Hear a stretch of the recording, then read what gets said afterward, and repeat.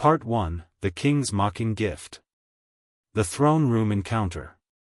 Commander Yarrick stood tall in the grand throne room of King Zorith, his black combat suit a stark contrast to the shimmering crystalline walls.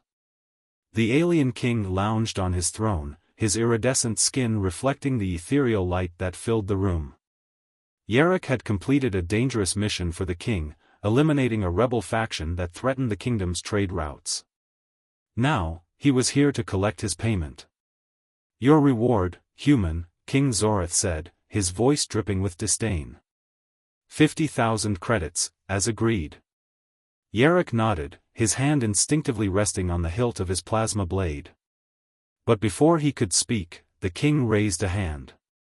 "However, I have something far more valuable to offer. The Flawed Princess." A figure was brought forward, and Yarrick's breath caught in his throat. It was a young woman, no, an alien princess. Her skin was a pale, translucent blue, and her long silver hair cascaded down her back like a waterfall. But what truly caught his attention were her eyes, piercing amber orbs that burned with defiance. "This is my daughter, Princess Lyra," King Zorith announced, his tone mocking. "A defective specimen, born with weak legs. She's yours now." Yarrick and Lyra both exclaimed in unison, "What?" "Father, you can't," Lyra protested, her voice sharp as a blade. "I can, and I will," the king replied coldly. "You're a burden to this kingdom, and I've found a way to rid myself of you while settling a debt." A reluctant alliance. Yarrick's jaw tightened. He had come for credits, not to be dragged into royal family drama. But something about the way the king treated his own daughter stirred a fire within him. "Fine," Yarrick said finally. "I accept." King Zorith smirked. "Excellent. Guards, escort them out." As they left the throne room, Lyra's anger was palpable. "So this is how you dispose of your embarrassment," she muttered. Yarrick glanced at her, noting the proud set of her jaw and the fire in her eyes. Despite her circumstances, there was a strength in her that the king had failed to see. Aboard the Starfire. The journey to Yarrick's ship, the Starfire, was tense and silent. The spaceport buzzed with activity, but neither spoke as they made their way through the crowded terminals. Lyra's hover chair glided smoothly, her hands gripping the controls with practiced ease. "I can control this myself," she snapped when Yarrick tried to assist. "By all means, Your Highness," Yarrick replied, stepping back. She shot him a glare. "Don't mock me with titles. I'm apparently your property now." Yarrick sighed. "Look, I'm not thrilled about this either. But we're stuck with each other, at least until I can figure out a way to get my credits and send you wherever you want to go." Lyra's expression softened slightly. "You'd let me leave?" "Of course," Yarrick said. "I'm not in the business of keeping prisoners." A new beginning. As they boarded the Starfire, Lyra's eyes widened. The ship was a Terran Shadow-class corvette, a relic from a bygone era. "I thought these were all decommissioned," she said, her voice tinged with awe. "Most were," Yarrick admitted. "I won this one in a game of chance. The previous owner couldn't afford the maintenance." Lyra maneuvered her hover chair through the ship's narrow corridors, her sharp eyes taking in every detail. "It's cozy," she said diplomatically. Yarrick chuckled. "That's one word for it." A spark of curiosity. As they settled in, Yarrick couldn't help but notice how Lyra's demeanor shifted. Her initial anger gave way to curiosity, and she began asking questions about the ship's systems. "You know your way around a starship," Yarrick remarked. "I've spent my life studying," Lyra replied. "When you're confined to a chair, you find ways to keep your mind sharp." Yarrick nodded, impressed. "Well, you might just come in handy." The first night. That night, as Yarrick lay in his quarters, he found himself thinking about Lyra. Her defiance, her intelligence, and the fire in her eyes intrigued him. She was more than just a flawed princess, she was a force to be reckoned with. In her own quarters, Lyra touched the armrest of her hover chair, her mind racing. For the first time in her life, someone had treated her as more than a burden.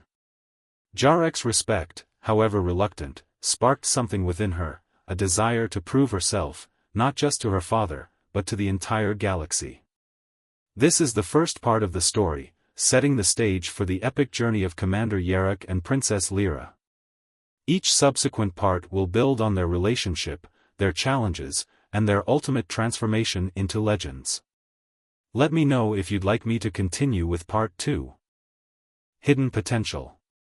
The first attack came 3 days into their journey. A pirate vessel, thinking the Stellar Hawk an easy target, opened fire without warning. Dominic was at the helm when the first blast rocked the ship. Shield integrity at 60%, the ship's AI announced calmly. Port side damaged. Can you maintain a defensive pattern? Lyria asked from the co-pilot's seat, her crystalline form pulsing with concerned energy. Not without diverting power from life support, Dominic replied, executing a tight evasive maneuver. And our weapons are still recharging from the last jump. The pirates fired again, this time striking closer to the engine core. The impact sent a surge of energy through the ship's systems, and something unexpected happened. Lyria's form began to glow intensely, her usual swirls of purple and blue brightening to almost white. The energy, she gasped, her voice resonating differently. I can feel it. Dominic watched in amazement as streams of power began flowing from the ship's damaged systems toward Lyria. Rather than refracting or channeling it like her people typically did, she was absorbing it, her crystalline form storing the energy like a living battery. The shield breach, she said suddenly. I can help. Get me to the engine room. Without questioning her, Dominic engaged the autopilot and helped her navigate to the ship's core. The pirates were closing in, preparing for what they probably thought would be a killing blow. In the engine room, Lyria placed her hands on the main power conduit. I've spent my life being told I couldn't manipulate energy like others of my kind, she said, her form now blazing with stored power. But maybe that's because I don't manipulate it. I become it. With those words, she released the stored energy back into the ship's systems, but transformed. The raw power had been refined, purified somehow by its passage through her crystalline form. The shield snapped back to full strength, and the weapon systems surged with excess power. Now, Lyria said, her voice strong despite her dimmed appearance, show them what this easy target can do. Dominic didn't need to be told twice. He returned to the helm and unleashed their newly charged weapons. The pirate vessel, unprepared for such a powerful response, took heavy damage in the first volley. They retreated quickly, leaving the Stellar Hawk victorious. That was. Dominic turned to Lyria, who was leaning against the doorframe, her form slowly regaining its usual brilliance. How did you do that? I never understood why I couldn't manipulate energy like my siblings, she explained, moving closer. They would push and pull at it, force it to bend to their will. But I always felt it differently. Like it was calling to me, wanting to flow through me. Your father thought you couldn't manipulate energy, Dominic said, understanding dawning. But you don't manipulate it at all, do you? You transform it. It seems so. She examined her hands, where traces of absorbed energy still swirled. All those years of being called flawed, and no one ever thought to ask if I might just be different. Over the next few weeks, they began experimenting with Lyria's unique abilities. She couldn't generate energy like others of her kind, but she could absorb it, store it, and release it in refined forms. More than that, she seemed to instinctively understand energy patterns in ways her people had never explored. Try this, Dominic suggested one day, setting up training drones in the cargo hold. They emitted different energy signatures, some harmful, some beneficial. See if you can tell the difference without looking at their markings. Lyria closed her eyes, her form shifting with concentration. The one on the left, it's giving off thermal energy, but there's an instability in its core. The middle one is pure electrical, and the right. She smiled, her colors brightening. That's a standard shield generator.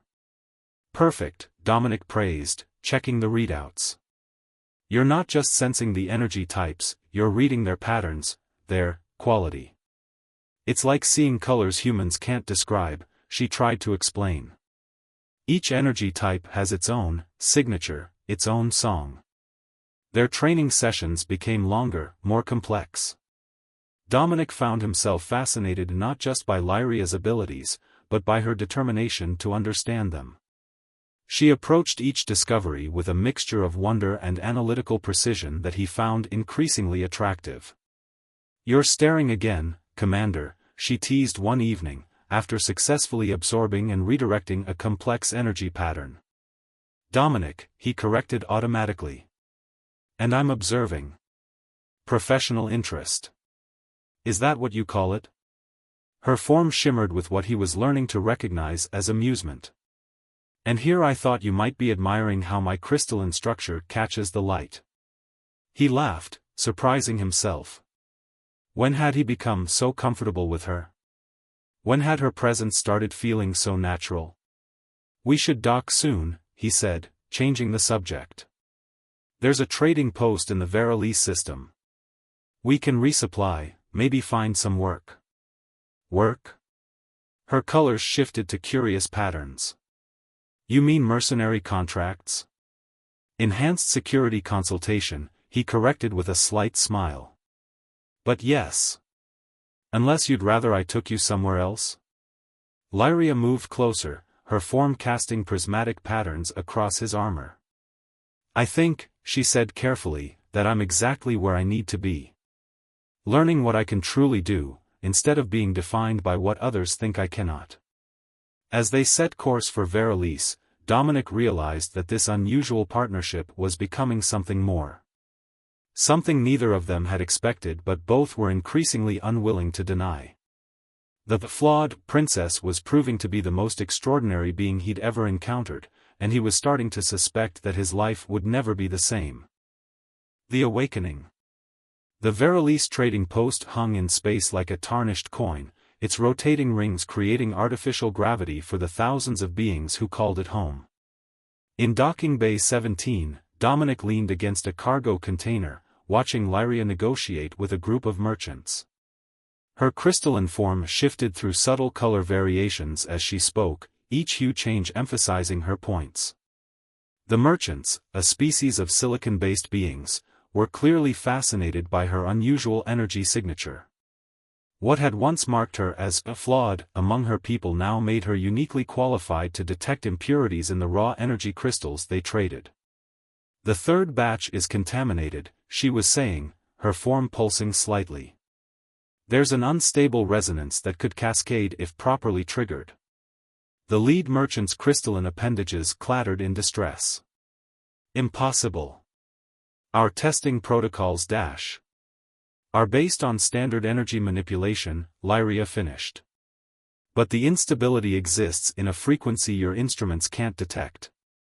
She absorbed a tiny amount of energy from the crystal in question, then released it in its unstable form. The crystal cracked. "Impressive," the merchant admitted. "We'll pay double your usual fee if you'll inspect our entire shipment." Later, as they walked through the trading post's main promenade, Dominic shook his head in amazement.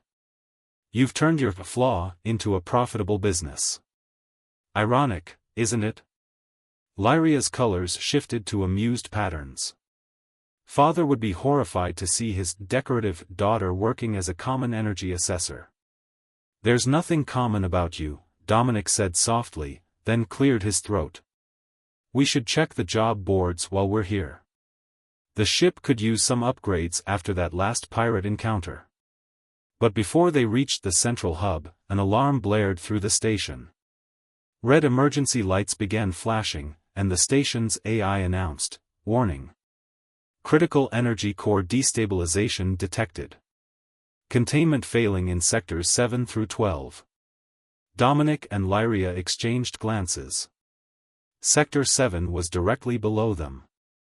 I can help, Lyria said immediately. If the core is destabilizing dash. It's too dangerous, Dominic cut her off.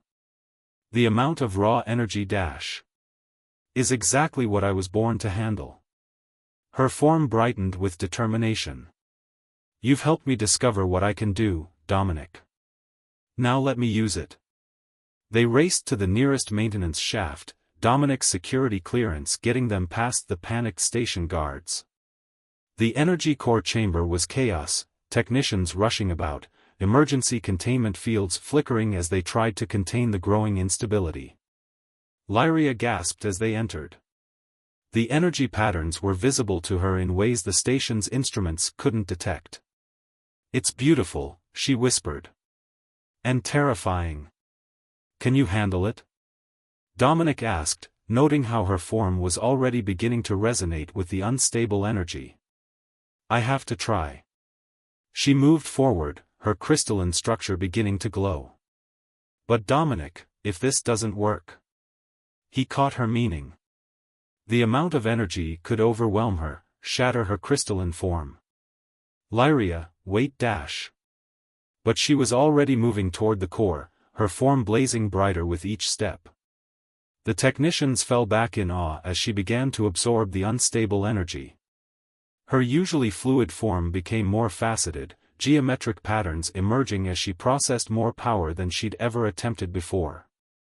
Dominic watched, helpless, as she connected directly with the core. Energy coursed through her invisible waves, her form shifting between solid and almost liquid states as she fought to contain and transform the chaotic power. Too much, she gasped, her voice distorting. I can't hold it all. Without thinking, Dominic rushed forward, placing his hand on her crystalline surface. His armor's energy shielding sparked and failed on contact, but he held on. You can, he insisted. You're not containing it, you're transforming it. Like you always have. Make it yours, Lyria. Make it beautiful. Something in his voice reached her. Her form stabilized, the geometric patterns melting back into her natural fluid state. The energy flowing through her began to change, chaos becoming harmony. When it was done, the core pulsed with steady, refined power. Lyria's form dimmed to its usual brilliant transparency, but new patterns swirled within her, permanent changes from the massive energy transformation. She swayed, and Dominic caught her. I did it, she whispered. You did more than that, one of the technicians said, checking readings. The core, it's operating at 150% efficiency. Whatever you didn't just save it, you improved it. Dominic helped Lyria back to the Stellar Hawk, neither of them commenting on how he continued to support her even after she'd recovered her strength. In their shared quarters, she finally spoke. You could have been killed, touching me while I was channeling that much power. You could have been shattered, he countered. We take care of each other. That's what partners do. Partners? Her form shimmered with complex emotions. Is that what we are? Dominic met her gaze. I think we both know we're more than that. The energy patterns within her swirled faster, matching her emotional state. Show me, she whispered. Their first kiss was like touching a live wire, energy passing between them in ways neither had imagined possible. Lyria's crystalline form adapted, creating safe channels for their connection, while Dominic's natural bioelectrical field resonated with her energy. They fit together perfectly, human and crystalline, each completing what the other lacked. As they lay together later, Lyria's form casting prismatic patterns across Dominic's skin, she traced the scar on his jaw. I never thought I could have this, she admitted. Father always said my differences made me unsuitable for any real connection. Your father, Dominic said, pulling her closer, has no idea what you're capable of. But I think the galaxy is about to find out. Neither of them knew how prophetic those words would prove to be, or how soon they would be tested.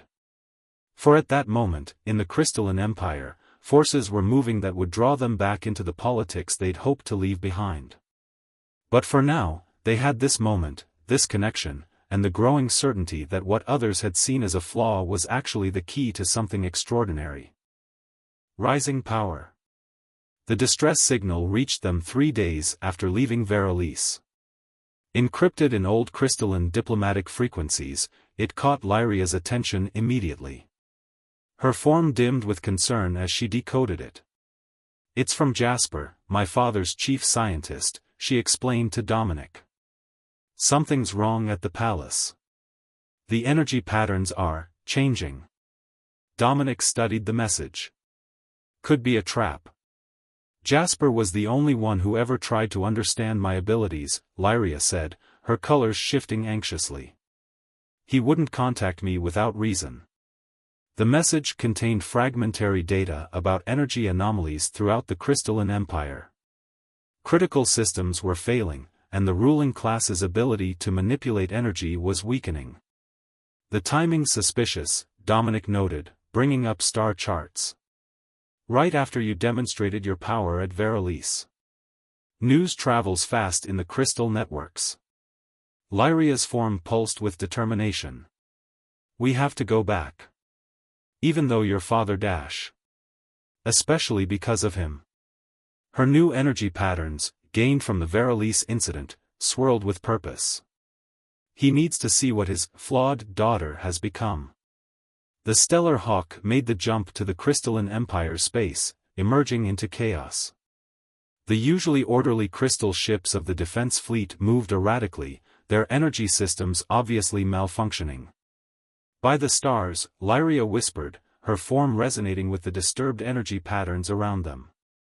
"Something's draining them. Not just the ships, the crystalline beings themselves." They docked at a secondary port, avoiding the main spaceport's chaos. The capital city's crystal spires, once brilliantly refractive, now seemed dulled. Crystalline citizens moved sluggishly, their energy patterns weak. "Captain Reeves," a familiar voice called. Jasper emerged from the shadows, his crystalline form flickering dangerously. "Princess Lyria. Thank the Ancient Ones." "What's happening?" Lyria asked, moving to support the failing scientist. "We discovered something in the deep mines," Jasper explained. "An ancient crystal matrix, dormant for millennia. The Sovereign, your father, he ordered it brought to the surface for study. But it's not dormant anymore. It's feeding," Lyria realized, her unique sensitivity detecting patterns others missed. "Drawing energy from every crystalline source around it." "Yes." Jasper's form flickered again. "And we can't stop it. Our traditional energy manipulation only makes it stronger. The Sovereign refuses to admit his mistake, even as our people weaken." Dominic checked his weapons. "Where is this matrix now?" "The palace central chamber. Where else would the Sovereign keep such a prize?" They made their way through the city's dying crystal canyons. Lyria could feel the matrix's pull, trying to drain her energy like the others. But her unique ability to transform energy rather than merely channel it kept her safe. "You're different," Jasper noted. "Stronger. You've learned to use your gift." "Thanks to Dominic," Lyria said softly. "He showed me my difference was strength, not weakness." The palace was barely guarded, most of the crystalline soldiers too weak to stand. They found Sovereign Nexarin in the central chamber, his once magnificent form now brittle and dark. Before him floated the ancient matrix, a complex geometric structure that pulsed with stolen energy. "Father," Lyria called out. "Come to witness my triumph?" Nexarin's voice was weak but still carried that familiar contempt. "This matrix will revolutionize our energy manipulation. Once I master it It's mastering you," Lyria interrupted. "Can't you feel it?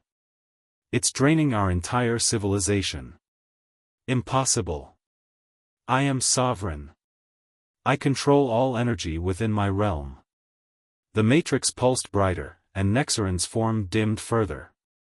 Lyria stepped forward, her own energy patterns shifting to combat the ancient device's pull.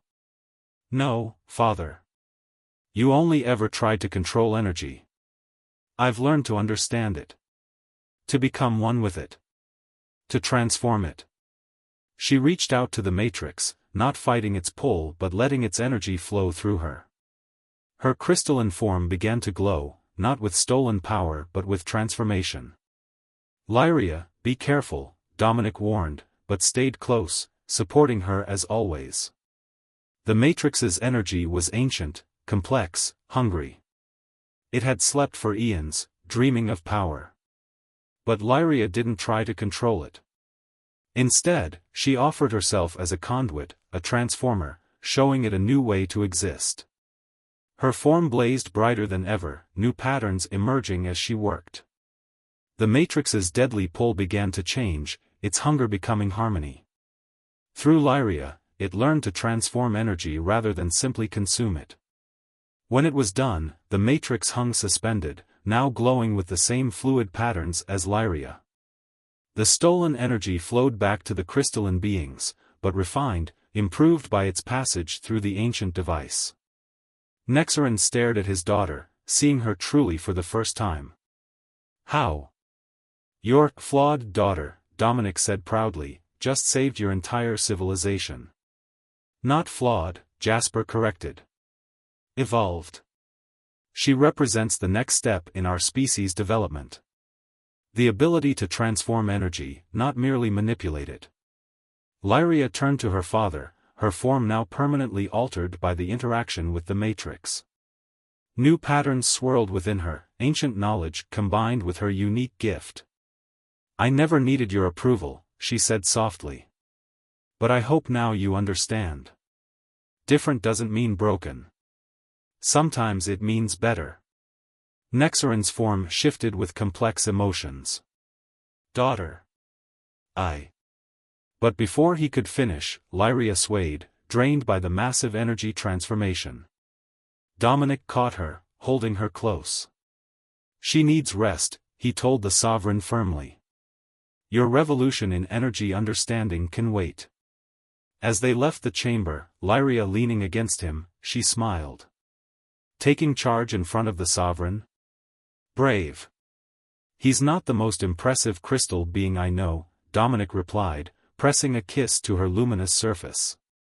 They had changed everything, the matrix, the empire, themselves. But the biggest changes were yet to come.